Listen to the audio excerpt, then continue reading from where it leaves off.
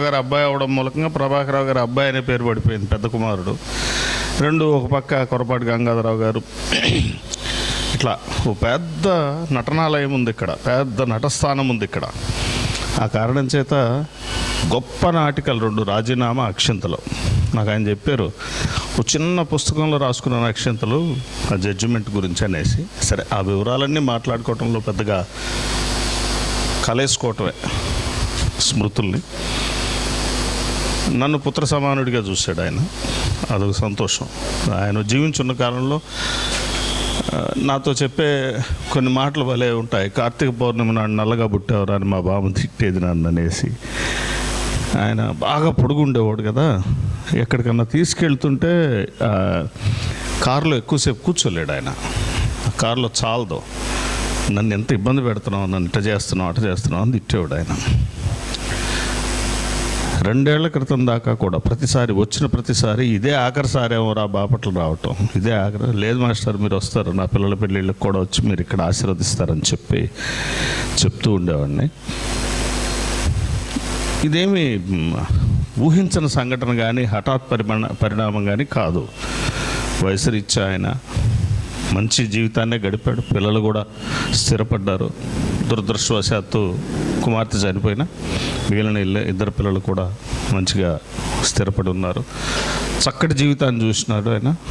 ఇప్పుడే మన మిత్రులు చెప్పినట్టు అనేక రంగాల్లో ఆయనకి ఎంతమంది సన్నిహితులు కాకపోతే ఇప్పుడు వయసుని లెక్క చేయకుండా కాసేపు గోవిందరావు గారిని సంస్మరించుకుందామని వచ్చిన, ఆయనతో పాటు పనిచేసిన వాళ్ళు, ఆయన శిష్యులు అందరం ఇక్కడికి రాగలిగాము. ఆయన ఆత్మశాంతించాలని కోరుకున్నాం, ఒక నివాళి అర్పించాం. ఇది పుట్టినూరు మీద ఖచ్చితంగా అందరికి ప్రేమ ఉంటుంది. ఆయనకు కూడా చాలా విపరీతమైన ప్రేమ ఉంది. బాపట్ల అనగానే ఆయనకు ఒళ్ళు పొంగిపోయేది. బాపట్ల పోవాలి దురదృష్టం ఆయన ఇక్కడ ఖననం చేసుకోలేకపోవటం. అతి ముఖ్యమైన విషయం,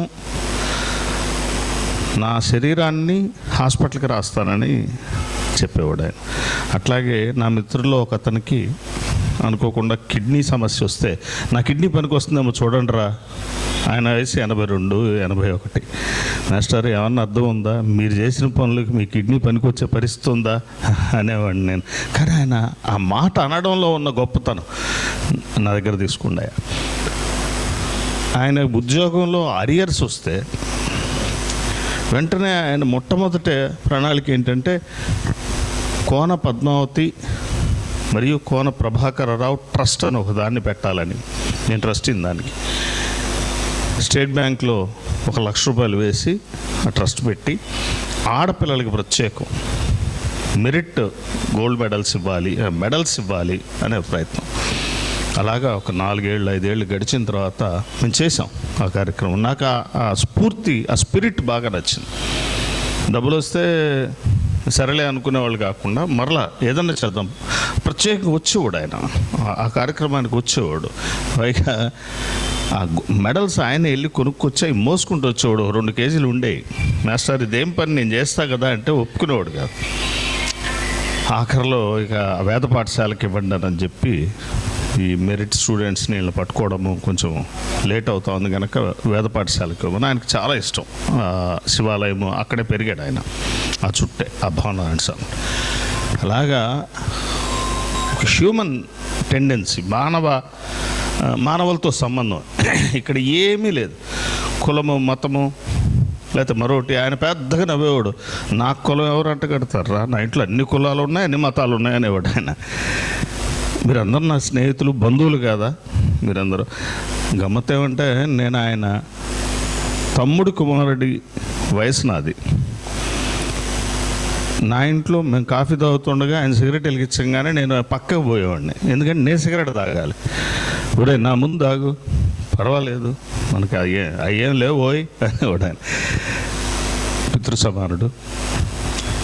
దురదృష్టం కాదు కానీ ఇక్కడ ఇంకాస్త తిరుగుతూ వెళ్ళిపోయి ఉంటే, అందరి మధ్య వెళ్ళిపోయి ఉంటే ఇంకా మరి కాస్త హృదయానికి ఇబ్బంది కలిగేది కాదు. కాకపోతే కొన్నాళ్ళు శారీరకంగా ఇబ్బంది పడ్డారే అనే బాధ తప్ప మిగిలిన జీవితం అంతా అద్భుతంగా జరిగింది ఆయనకి.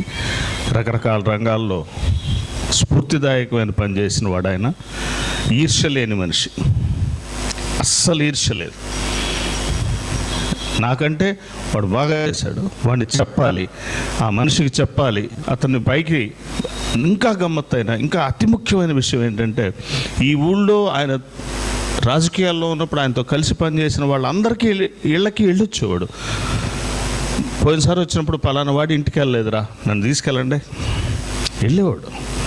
పక్కన కూర్చొని అసలు వినలేని వాళ్ళు, నాకు తెలుసు వృద్ధులు 80-90 ఏళ్ల వయసు ఉన్న వాళ్ళ దగ్గర కూడా వెళ్ళి ఊరికి కూర్చొని చేయబట్టుకుని వచ్చేవాడు. ఆయన దగ్గర నేను నేర్చుకున్న గొప్ప సంస్కారం ఇది. మనుషుల్ని వదులుకోకూడదు, మనుషులతో కలిసి ఉండాలి. వాళ్ళు ఏ స్థితిలో ఉన్నారన్నది కాదు. నేను వెళ్ళి కనపడి వచ్చానుగా, వాడికి నన్ను గుర్తుపెట్టుకుని నాకు చెప్పాడు కూడా ఆ విషయం. వాడు నన్ను గుర్తుపట్టలేదురా, పోయి ఊరికే చేయబట్టుకుని కాసేపు కూర్చొని వచ్చాను, ఇలా కూడా చెప్పాడు. ఒక్కోసారి ఫోన్ చేసి ఫలానా వాళ్ళకి వాళ్ళ ఇంట్లో పెళ్ళి, ఇదిగో ఈ గిఫ్ట్ పంపించని చెప్పేవాడు. నాకు ఎంత ఆశ్చర్యంగా ఉండేదంటే, మానవ సంబంధాలను అలా ఇంతకాలం ఇట్లా కొనసాగించడం అనేది గోవింద్ గారి ప్రత్యేకత. ఆయనకి నివాళులు అర్పిస్తూ మనకు 2 నిమిషాలు మౌనం పాటించడానికి అందరం లేచి నుంచొని ఈ సభని ఆ మౌనం పాటించడంతో సంతాపం తెలియజేసి ముగిద్దాం.